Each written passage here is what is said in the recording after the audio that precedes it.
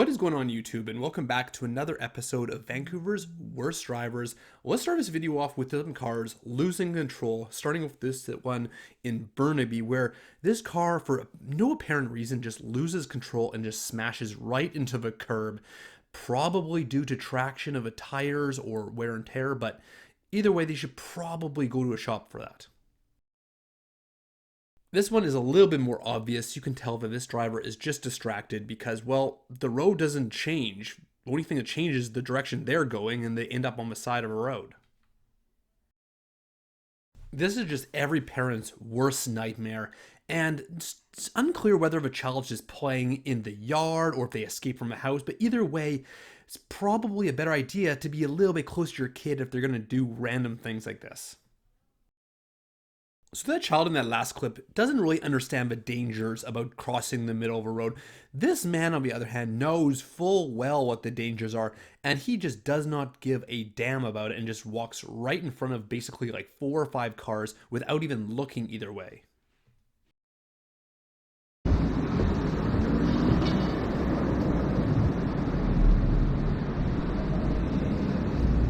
You're too tall.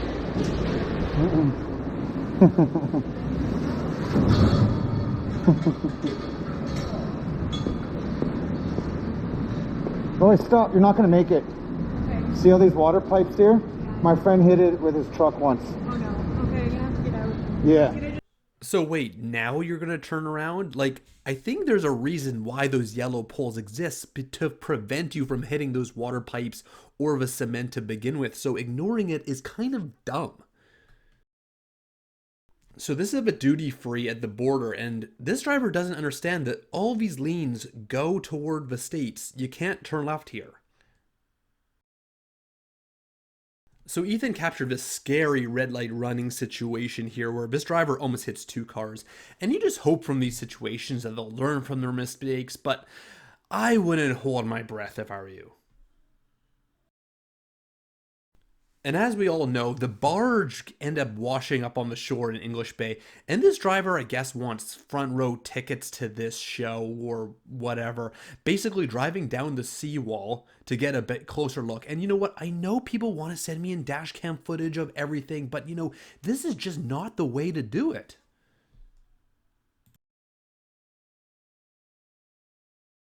This BMW driver starts out on the wrong side of the road. As you can see, they're on the left-hand side of the yellow line. At least they're using their turn signals here. The problem here is that instead of, thinking, oh, it's a 2 left turn lane, they go from the wrong side of the road to the other side of the wrong side of the road and only realize their mistake when headlights are coming toward them.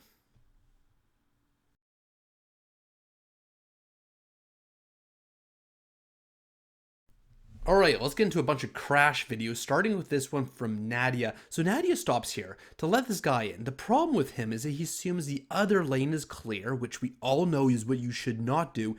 And what's amusing here is he throws his hands up in the air like, oh gosh, how did that person not stop for me? It's like, yeah buddy, you gotta stop for the other driver.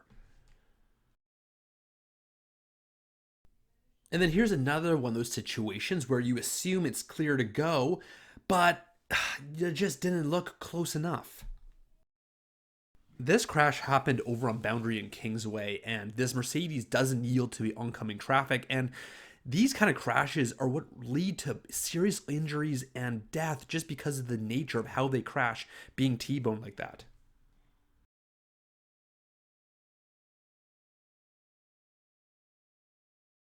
So I almost didn't post this video due to the nature of this video. I wanted to post it to show how dangerous it is to be on a motorcycle or a scooter in Vancouver, okay? This Tesla doesn't see these drivers here and just smashes right into the back of them.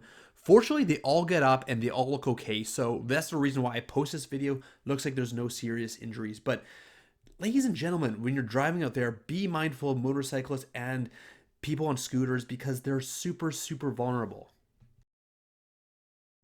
Here's a Tesla driver doing what a lot of Tesla drivers have been doing lately, which is sleeping behind the wheel. So can somebody explain to me this autonomous system? Because from my understanding, this was only for highways. I did not know you could just drive around the city like this, taking a nap. Let me know in the comments section below what it actually does, because I thought it was a glorified, basically cruise control, but it looks like this guy can do this in the middle of a city and get away with it.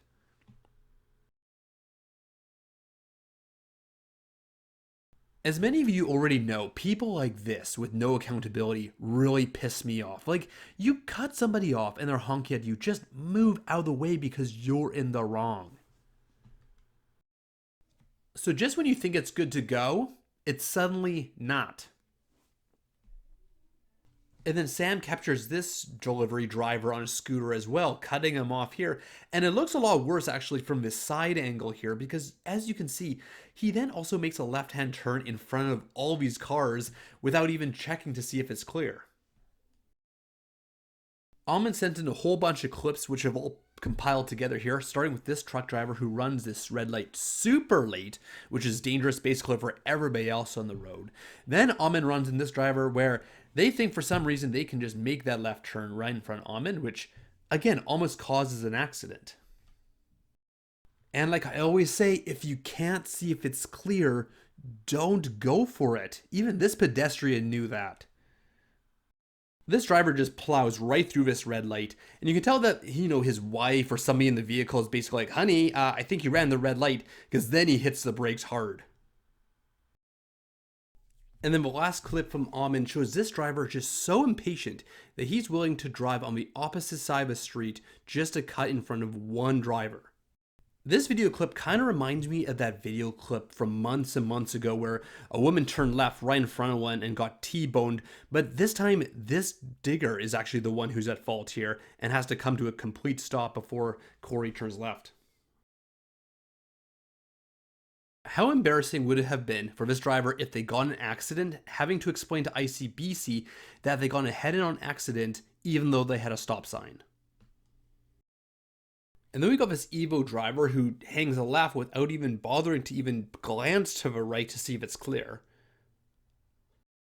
And this clip is another example of that. This time G, who's on the bike, is almost hit by this guy because he just doesn't even check to see if it's clear. And then G also captures this driver forcing his way in, trying to run the red light, while G is almost getting hit in the process. And this right here is exactly why I don't ride a motorcycle in Vancouver. Take a look at the white SUV that's going to turn right here. It's just mind-boggling that they're going to turn right from a middle lane, even though that they have their own dedicated right turn lane right here, but they still don't want to use it. And then Ryan also runs into this driver, dropping his passenger off of the side of a road, stops in the middle of the road to do so. I guess Ryan's honking at him like, what the heck, dude? You can do it anywhere else but here. I guess this driver doesn't like that, takes his sweet time turning left, and then flashes him like a gun symbol or something? Like, are you threatening him for honking at you? Miguel captures this driver driving very aggressively all over the town here. First of all, he's driving up on the right lane, uses the right turn lane to drive straight and forces his way in. And then this rear dash cam footage also shows the driver basically trying to overtake people, no signaling, no nothing, almost gets an accident, and you just think it's just a matter of time before this guy gets in a crash. Ethan told me that this driver looked extremely elderly, so unfortunately for them, it's just a matter of time before their license is going to get taken away. Here are some words of wisdom for you all. Just because a car is turning right or left doesn't mean that the car behind them is doing the same thing. I seem to run into this more and more, and I don't understand why people just assume the second person is doing the same thing the person in front of them is doing. So this situation is hilarious but infuriating. So those two first cars could have gone, but these two in the back, there's no way that they should have made that move. And driving around a corner on the opposite side of a road is not very intelligent. So I don't know about you guys, but wherever I go, anywhere else in the province, it seems like Vancouver drivers are the only ones that seem to do this. Let me know in the comment section below whether you agree or disagree. And then this is a wild lane change on Highway 1. Just again, if you're gonna do stuff like this, at least shoulder check your side mirrors, something, anything to see if people are around you. This situation, man, I've been watching this a few times and it just boggles my mind why they're gonna signal left to parallel park on the right hand side of the road. I just don't get it. I don't know how to explain it. I don't know what was going through their brain, but they did it and I don't understand. These situations are kind of like karma for these drivers because it's like this is what happens when you try and force your way into an intersection when it's not your turn. You just get stuck.